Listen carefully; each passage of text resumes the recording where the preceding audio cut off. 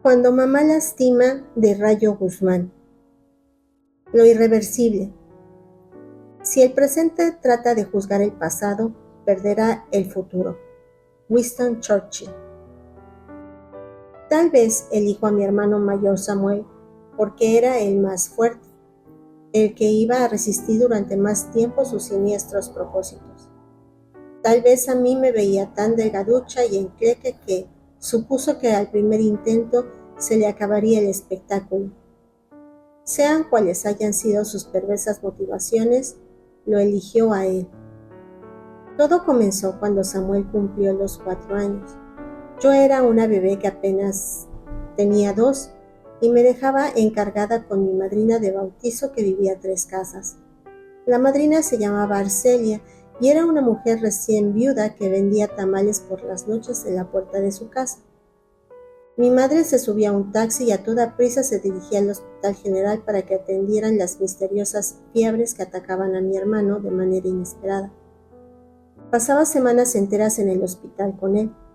Regresaba a buscar ropa limpia y a darle un poco de dinero a la comadre para que me comprara leche o pañales. Mi padre, Higinio, se había ido a trabajar en la construcción de una carretera en el Estado de México. Dejó a la familia viviendo en Tlaxcala y la visitaba cada 2 o 3 semanas. Sus razones para hacerlos fueron que la vida era más barata y que no se pagaba renta, pues vivíamos en la casa que su padre le heredó. Una casita modesta de 3 habitaciones con paredes pintadas de verde pistache, situada en un pintoresco barrio de gente trabajadora. He platicado con él de aquellos días y mucho de lo que nos plasmó en el presente relato ha sido gracias a los dolorosos recuerdos que mi padre me ha compartido. Fueron años de aparente estabilidad, empañadas solamente por las recurrentes enfermedades de mi hermano Samuel. En la ignorancia propia de quien apenas terminó los estudios secundarios.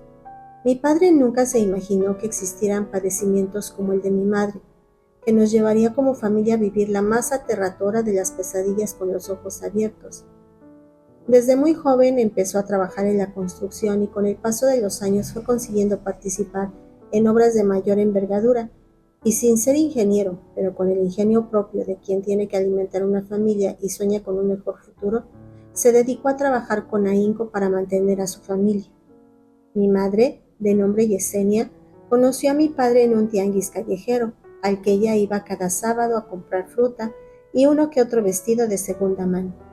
Cuentan que mi padre quedó atrapado entre sus largos cabellos negros y sus anchas caderas, y con más prisa que demora la convirtió en su esposa un 8 de abril en la capilla del barrio. Juntos empezaron su vida en común llenos de sueños, provenientes de entornos humildes, arañados por la carencia. Deseaban que todas sus fuerzas en un futuro mejor para sus hijos. Nunca se imaginó Higinio que Yesenia padecía un extraño trastorno, tan extraño y disfrazado de amor que le llevaría varios años y le daría mucho dolor descubrirlo. Nació Samuel a los 2 meses de que Higinio y Yesenia celebraron su primer año de casados. Un bebé grande y regordete que pesó 3 kilos con 900 gramos. En las fotografías de esa época mi hermano aparece siempre sonriendo. Dice mi padre que era un bebé muy feliz, que dormía durante las noches sin provocarles desvelos y que durante el día merodeaba por la cuna, por el piso de la sala, por el patio, gateando detrás de los insectos, con un espíritu explorador que sorprendía a todos. En esa época, la madre de mi padre, la abuela Enriqueta, fue a vivir con ellos para ayudar a mi madre en la cuarentena y su estancia se alargó hasta después del nacimiento de mi hermano. Llegué a este mundo sumergida en un frágil empaque de 2 kilos con apenas 100 gramos. Fui carne de incubadora y hasta a mi padre le daba miedo sostenerme entre sus brazos porque dice que sentía que me iba a deshacer. Todo lo contrario a mi hermano Samuel, que crecía fuerte y lleno de energía, travieso y juguetón a más no poder. Me bautizaron a los 3 meses con el nombre de Cecilia. Sin embargo, el consentido de mi padre y el preferido de la abuela Queta siempre fue Samuel. Recién cumplí los 8 meses, la abuela se regresó a su pueblo porque ya se sentía achacosa y cansada. Mi madre tomó como completo la responsabilidad de sus hijos y de su hogar. Ante mi padre y ante los demás era una diligente esposa que disfrutaba de cuidar de sus retoños, y la recuerdan barriendo la calle por las mañanas, canturreando alguna cumbia. Nadie vio venir la tragedia, nadie germinó la sospecha de lo que estaba por suceder. El mensaje cultural por costumbre es que los hijos son amados por sus padres y que la familia es el mejor entorno para ellos, en donde son protegidos, cuidados, educados para la vida, y en la mayoría de los casos es así. Es difícil pensar que los padres puedan maltratar a sus hijos, y más difícil creer que su propia madre ponga en peligro sus vidas, pero hay casos así. El de mi familia, ese es uno de esos. Mi hermano Samuel comenzó a estar enfermo de manera recurrente. Le aquejaban fiebres y convulsiones, vómitos, diarreas persistentes. Mi madre pasaba largas temporadas en el Hospital General acompañando a mi hermano en su recuperación. Los médicos veían el árbol sin observar el bosque y le daban tratamientos de antibióticos y anticonvulsivos, y el manejo lo consideraban pertinente. Samuel salía del hospital restablecido y parecía bien durante algunas semanas para volver a recaer y ser sometido otra vez a innumerables estudios y a la inevitable hospitalización. Mientras tanto, yo me quedaba con mi madrina y encendía velas y rezaba todos los santos por la salud de mi hermanito. Mi padre se esforzaba más en su trabajo para no perder el seguro del médico social, y a su manera y con sus moderados recursos apoyar a mi madre en la atención del hijo enfermo. Mi madre no se separaba de mi hermano. Cuando estaba en casa no dejaba que nadie fuera ella que se encargara de los cuidados. Lo alimentaba, lo bañaba, con una adoración absoluta, se concentraba en atenderlo. Ante todos era la personificación de la madre portadora de amor incondicional hacia sus vástagos, que dejaba la vida en un intento para sanar. No le importaban los desvelos ni la raquítica comida del hospital, con tal de estar al lado de su hijo en esos momentos en que tanto la necesitaba. Misteriosamente mi hermano mejoraba cuando mi madre se ausentaba y nos dejaba encargados a los dos con la madrina Arcelia. Aquellos días en los que ella tenía que ir al pueblo a visitar a los abuelos o acompañar a mi padre a la capital para realizar trámites o asistir a algún compromiso social, mi hermano recuperaba su salud, no se enfermaba, comía mejor y agarraba fuerzas, se le veía con los cachetes sonrosados y hasta embarnecía. Sin embargo, cuando mi madre regresaba, a los pocos días volvía a caer enfermo, aquejado por aquel enigmático padecimiento, y la madrina volvía a encender veladoras. Mi madre volvía al hospital con Samuel y mi padre otra vez pedía préstamos en su trabajo para comprar medicinas que el seguro social solo no tenía en existencia. Mi madre se hizo amiga de las enfermeras y del personal de intendencia del hospital.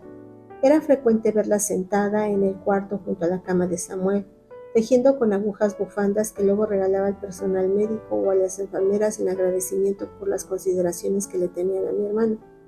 Se le veía deambular por los pasillos del sanatorio como un pez en el agua, como si hubiera adoptado ese lugar como su hogar y como si la modesta vivienda en donde le esperaban sus responsabilidades de esposa y de madre de otra pequeña fueran un lugar de poco interés donde quería ir de paseo y sin detenerse mucho.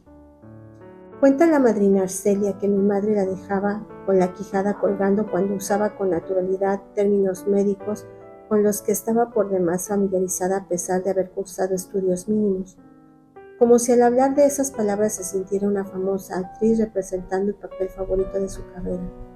Mi madre recorría todos los cubículos de las especialidades médicas con entera confianza, saludando a los médicos, enfermeras y secretarias como viejos conocidos de toda su vida.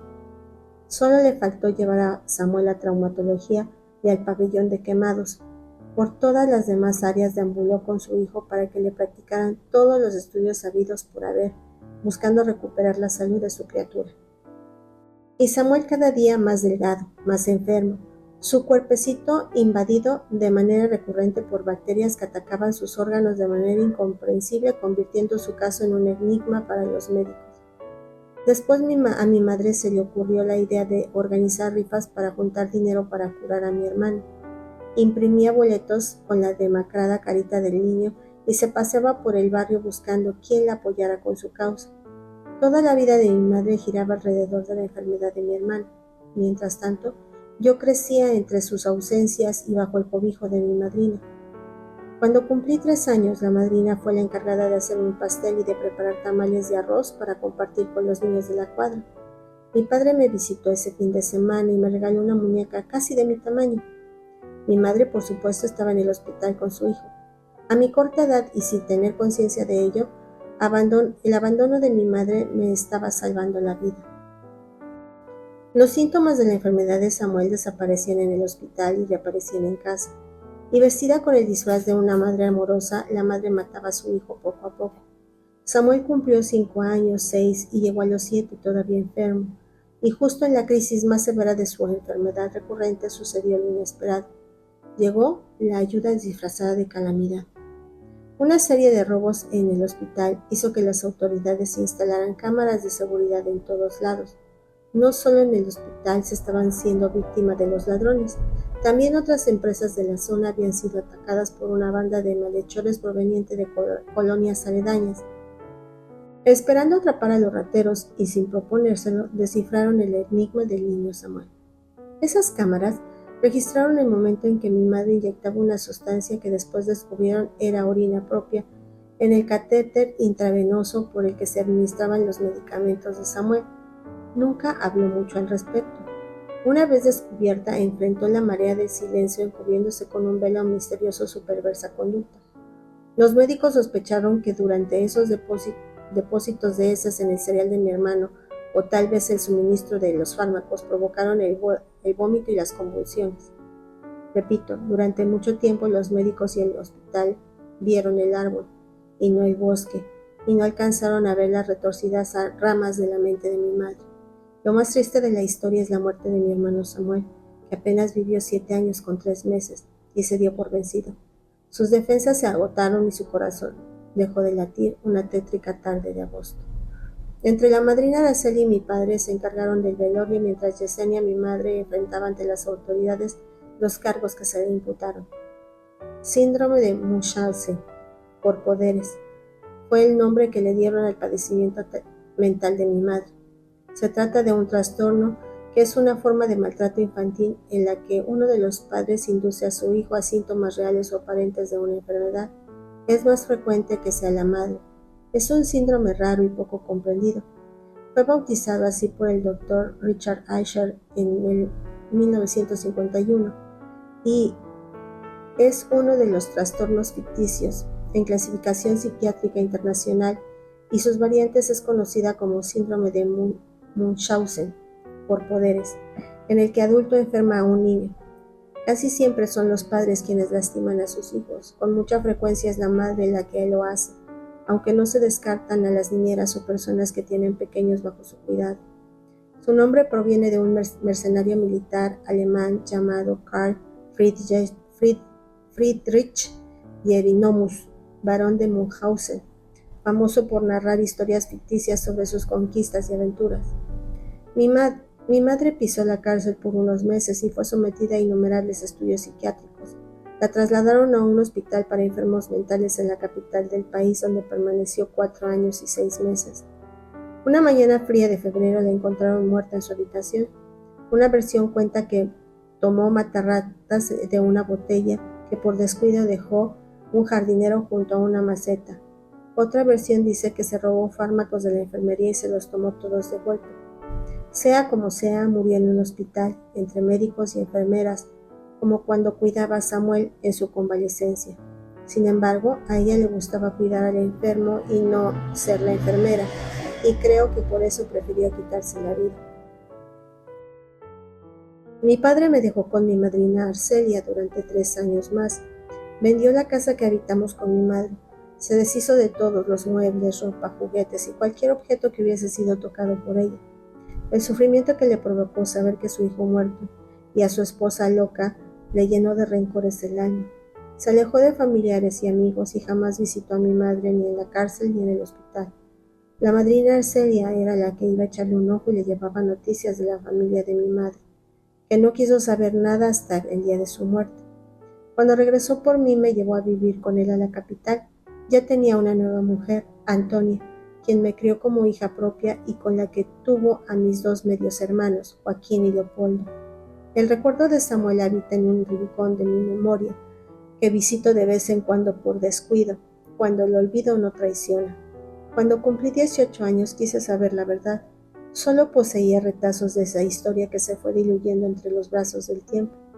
Primero hablé con mi madrina Arcelia y ella me proporcionó detalle de mis primeros años de vida y me dijo que hablara con mi padre, que nadie mejor como él que estaba autorizado para abrir el ataúd donde enterró el tenebroso recuerdo de mi madre, que después ella rellenaría los espacios en blanco que tuviera su relato. Así lo hice, y en un acto de honestidad bondadosa mi padre me lo contó todo. Muchos años me tragué el cuento de que mi madre se había enfermado y que había contagiado a mi hermano y que murieron los dos por una causa extraña, una bacteria que le comía las entrañas. Después de conocer la verdad, fueron mis entrañas las que se llenaron de ácido caliente, que me hizo pasar del odio al resentimiento sin freno. ¿Cómo se le perdona a una madre su abandono y que haya asesinado a uno de sus hijos? Lo imperdonable, lo incomprensible llenan el corazón de vacío, de rencores, y se voltea al cielo clamando justicia.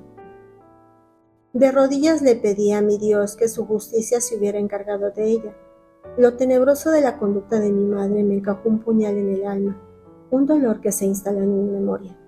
Me sentí atrapada entre los escombros de un pasado escabroso e irreversible que emergía una figura de madre enferma, desquiciada y asesina.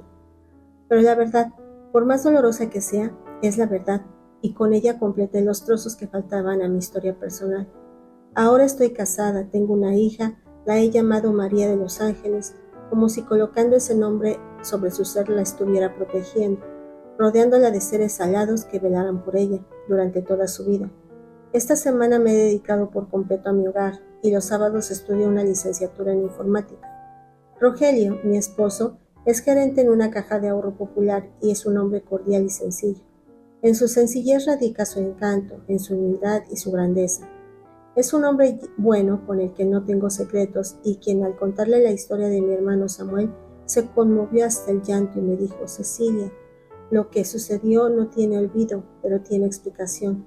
Libérate del odio y perdona a tu madre muerta, que el corazón recoroso no conoce la paz. Me he propuesto que la muerte de mi hermano Samuel no sea en vano. He decidido no perder el tiempo en dolores tan lejanos que me impidan apreciar la cercanía del presente. Y así me ando por la vida. No sé si perdonarlo para olvidar o si olvidando para perdonar. El perdón lo asocio con el corazón y el olvido con el pensamiento. He llegado a la conclusión que es mejor perdonar a mi madre que olvidarla, porque cuando el corazón está en paz, el pensamiento se vuelve más positivo. Siento que al perdonar se consigue recordar sin que duela. Se transforma lo oscuro en luminoso, lo rencoroso en compasivo y el pasado cruel en un presente tranquilo.